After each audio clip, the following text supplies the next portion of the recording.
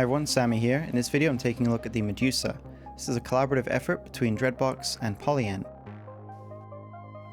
Now in this video, the entire background music is completely made with the Medusa. I'll let you hear it at the end for a closer listen, and throughout this video there's going to be some audio snippets too. Now to give a very simplified overview just to start off with, imagine the core synthesis guts of the Airbus paired with a mod matrix, some wavetables, and the Polyend sequencer, which is this part over here on the left. Now I've known about the Medusa for a little while, but it wasn't until I got a hold of one where I was fully able to appreciate what it is and what it isn't. The synthesizer engine is quite simple. What was confusing me at first is the grid, and that's just because it's multifunctional, and that was the part that I didn't really get. However, once you dive in, the concept is quite simple. The grid allows you to input your notes, it also allows you to play the synth live, it also allows you to create per step modulation, so think of Electron's parameter locks. And it'll also take care of things like setting your tie or your length of each note, and it can also be used as a modulation source itself. So while in my mind I was expecting it to be a sequencer, what I didn't realize is it's basically half of the synth's interface as well. And so that's where the doubling up comes in and remembering what mode you're in and what function does what. If you get beyond that, and the manual is only 27 pages long and there's only a few pages on the grid, it's not complicated. But once you get used to that, you realize that Medusa is a very simple, I wouldn't say intuitive, but it is quite quick. Once you actually just focus on the things you want to do, and you learn how to do those things, you can get ideas done on this really fast. In concept, I would maybe liken it to a single voice of the Analog 4 if you added wavetables.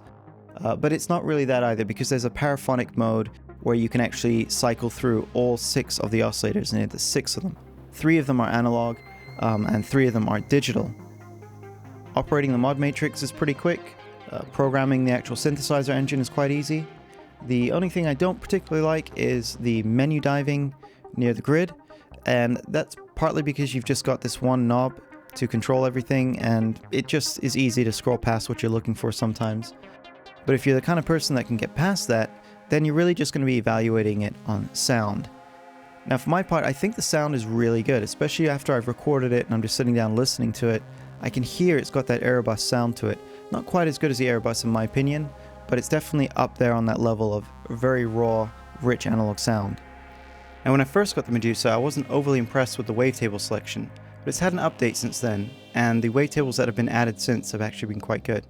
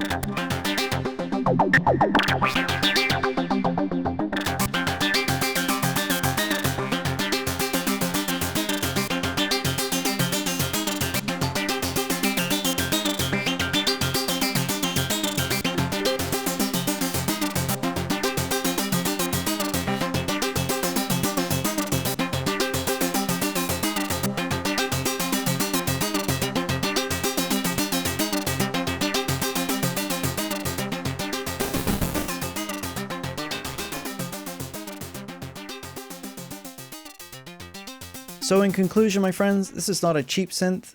I don't think this is something people are going to buy on a whim, but it is an attractive piece. It's built well, the synth engine is really good, and you can do a lot with the sequencer. I will say if you are somebody who performs live, you might enjoy the way the grid interacts with the synth as far as modulation goes. So take a look at the manual to understand how that works before you make a choice. Again, the manual is very short. You can get a good idea of what you can do with this very quickly. So I hope you enjoyed this video. Thank you very much for watching and take care.